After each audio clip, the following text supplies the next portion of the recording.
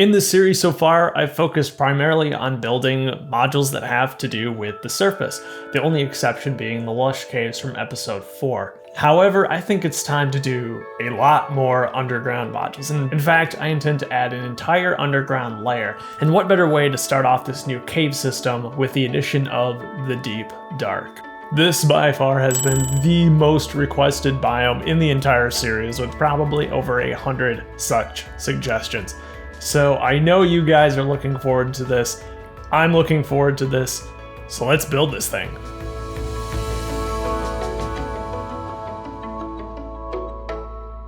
This biome, of course, is going to feature all sorts of blocks that we've not yet seen in this series, including skulk veins, skulk blocks, skulk sensors, skulk catalyst, deep slate bricks, deep slate tiles, and chiseled deep slate, amongst others. And don't worry, we'll get to a shrieker eventually. For this module, I'm going to be going with our standard 2x1 size, and what's going to set this apart from some of the other modules I've done is that we will be able to set something on top of it, a surface biome. One thing I need to start prepping for right away is the location of the skulk shrieker, because its build is quite complicated. The block itself will take up about your standard block's worth of space, that is a 2x2 footprint on the surface. However, the stuff that needs to happen underneath the ground is far more complicated and far more space consuming. To accomplish some of the small detailing that shows up on the sides of the in-game shrieker, I'm using battle droid arms connected to these hose pieces. Then, in between them, I'm going to sink this sub-assembly that has a number of clips on it. These are the bits that are actually going to stick above the surface of the skulk. And this is where things get a little illegal. The battle droid arms are bent a little out of place to accommodate for this sub-assembly. So no, you're not going to see this specific design replicated in an official LEGO kit. However, I am really interested to see how LEGO goes about building their own skulk blocks when they do release a Deep Dark set, hopefully in January of next year. To create the teeth of the shrieker, I'm simply attaching 1x1 tan tiles into those clips. This allows me to get a bit of the curve that part of the block actually has. And that is our skulk shrieker completed. I'll just fill in these corners with skulk blocks. On top of them, you'll see a variety of different blues to try to replicate that polka dotty feel of the skulk. I've even got 1x1 rounded tiles in glitter trans blue. I also put one of those in the middle of the shrieker. I'm pretty happy that I was able to accomplish this much detail on such a small block. It does take up a little more space than you'd like to see. However, I'm totally okay with that as long as this thing is recognizable and super cool, even if it is a little illegal. From here, I'm going to continue to spread that skulk outward like the virus it is, utilizing a bunch of different techniques to get some interesting textures. One such technique that I'll be using here on the side is some snot construction to get some smaller of those polka dot shapes coming through the ground.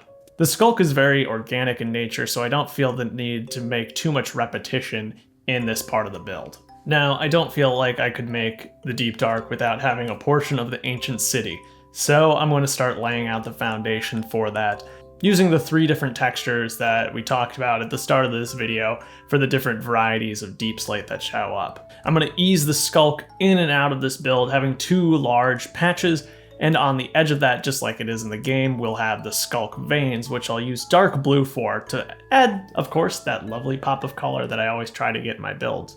Also, because some of the walls of this build will eventually be completely buried by other modules, I'll be using just random colors. That's what the yellow, green, and blue stuff is. It's already time to tile off this portion of the build. I'll leave plenty of room for some of the blue accents to come through, and I'm also, of course, placing down some 2x2 jumpers, on top of which we'll place the other various skulk-related blocks, and leave room for the Warden.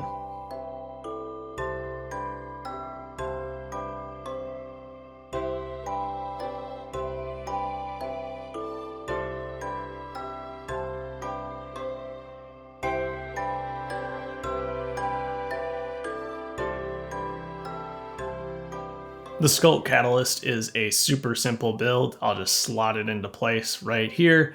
The skulk sensor is also relatively simple.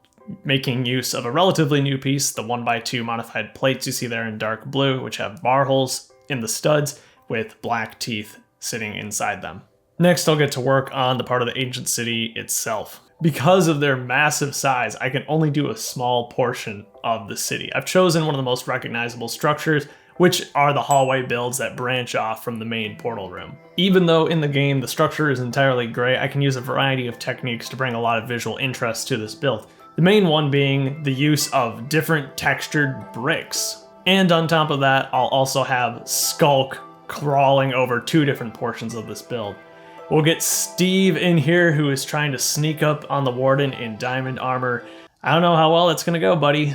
Because of the level of detail used in the skulk veins and the skulk blocks, this thing is absolutely covered in plates, and because of that, is very heavy and dense. It's just unusual in that sense compared to a lot of my other modules. This thing will not come apart easily, that's for sure. Now that the cave wall is at the same height as the ancient city structure, I'll continue and finish that off. I've made sure to tile off the underside, don't worry. On the top, there's all sorts of various details, including that chiseled deep slate, and I'm going to leave room for 2 additional skulk sensors here too. And then it's time for the wonderful, wonderful tiling.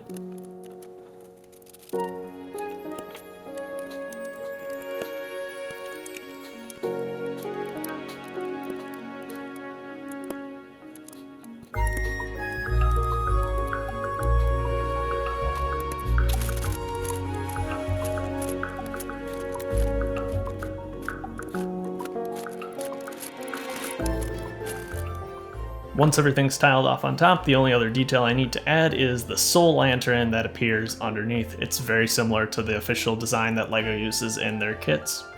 The last thing to do on this model is to finish off the cave roof. The challenge here is to continue the consistency with the textures I've created, and also making sure that every side of every block is smoothed off to maintain that game accurate appearance that I'm going for with this entire series. This process involves a lot of snot techniques and inverted 2x2 tiles. I want a pretty tall ceiling for this room to give it that grand feeling I feel it deserves, so I've gone an extra few blocks than I originally intended in height. On top, I'm connecting everything through plates just to make sure it's all secure. Eventually I am going to have another module sitting on top of this, so I just want to make sure everything stays into place and nothing falls off that shouldn't. To make the top of the cave ceiling, I'm going to use a number of wall panels on their side to give that flat appearance, and that also gives me a nice flat surface to lay the next module on top. The last parts order to come was for these 2 shriekers, so they are the finishing touch on this build. For now, I'm temporarily going to put the Badlands module on top. Eventually, I'd like to put some sort of mountain biome on top of this. You'll see what I have in mind. I've made some modifications to the Warden that I showcased in a video a number of weeks ago. He, of course, needs to make an appearance here. If you're interested in seeing how I've redone the face, stay tuned to the end of the video. I think there's one more thing I can put in here to add even more tension to this scene. Perhaps Steve brought his dog along. Oh, Steve, you fool. Now that we all have a deep emotional connection to this build, I think that's a good place to leave you.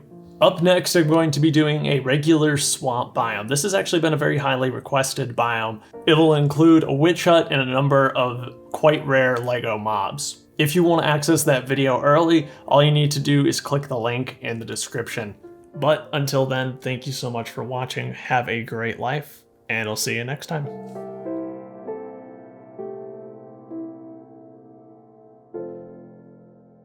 So here's how to make the modified head for the Warden. These are the parts you're going to need. Start out by taking a 2x3 plate in black.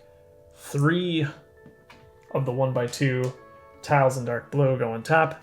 Then this is probably the most complicated part. So you're going to take one of these 1x1 bricks with the Technic hole in it. 2 headlight bricks are going to go in the sides with the stud facing downward.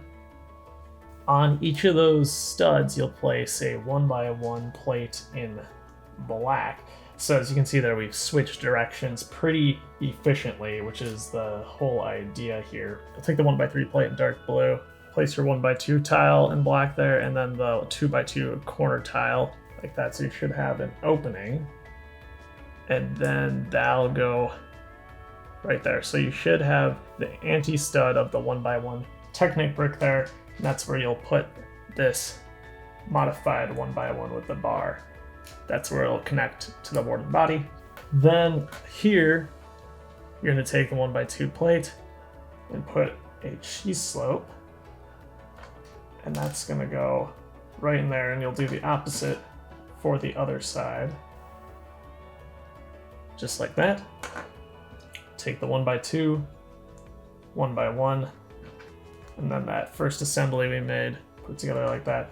It's going to slot into place there, and you know the rest. These 1x1s with the hole in them go in there, and then we're going to put our feathers into place there, and that is the modified Warden head.